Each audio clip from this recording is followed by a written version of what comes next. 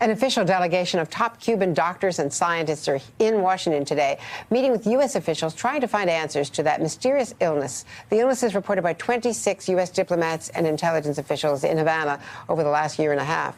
One of the Cubans visiting, Dr. Mitchell Valdez, spoke to me exclusively about our reporting that Russia was the most likely suspect.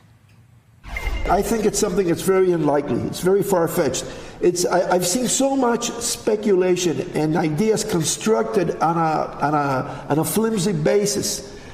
So first, if we don't know if everybody has the same symptoms, in other words, if we're seeing something that affected everybody in the same way, if we don't know if there's really damage to the brain or damage to the ears, then why do we have to start searching for mysterious weapons and far-fetched plots that even, I'm not a politician, but from the political sense, don't make any sense. I think it's a big construction of speculation that has been growing over the last few months.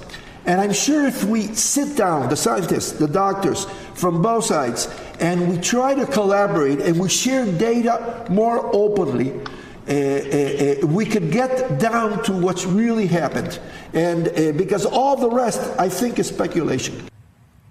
We, of course, are standing by our reporting. Joining me now is MSNBC Global Affairs contributor Ambassador Wendy Sherman, who helped reestablish diplomatic relations in Cuba and author of the new book on her life and career, Not for the Faint of Heart, Lessons in Courage, Power, and Persistence.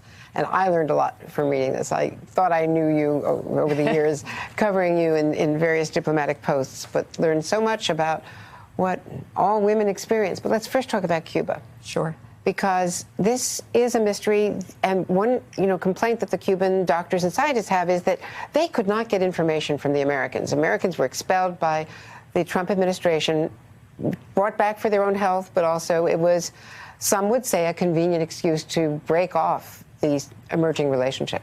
Indeed, it's very concerning that we've so broken relationships. This is a good thing that these doctors and scientists are here today, though I must say, watching Dr. Valdez, he couldn't look you in the eye as he was saying the things he did, because I think they probably know a little bit more than they're willing to put on the table. I think it is gravely concerning what has happened to these 26, some more damaged than others. There's lots going on. You broke the story about this and the possibility that this is microwave technology. And if it is, that is very concerning, not only in Cuba, but for all embassies.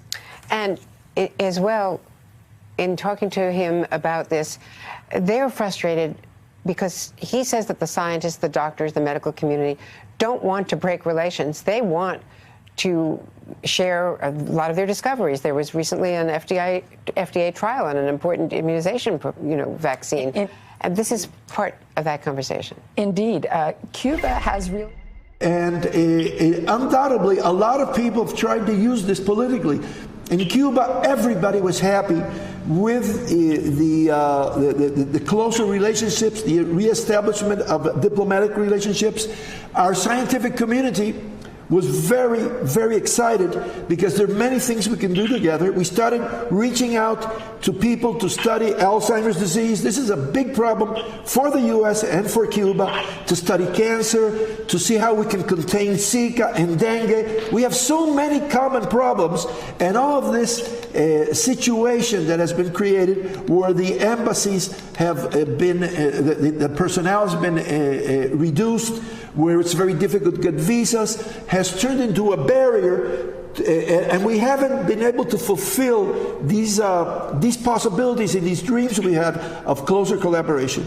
But we'll keep on insisting, and our American colleagues are very much in favor of this. Hey there, I'm Chris Hayes from MSNBC. Thanks for watching MSNBC on YouTube. If you want to keep up to date with the videos we're putting out, you can click subscribe just below me, or click over on this list to see lots of other great videos.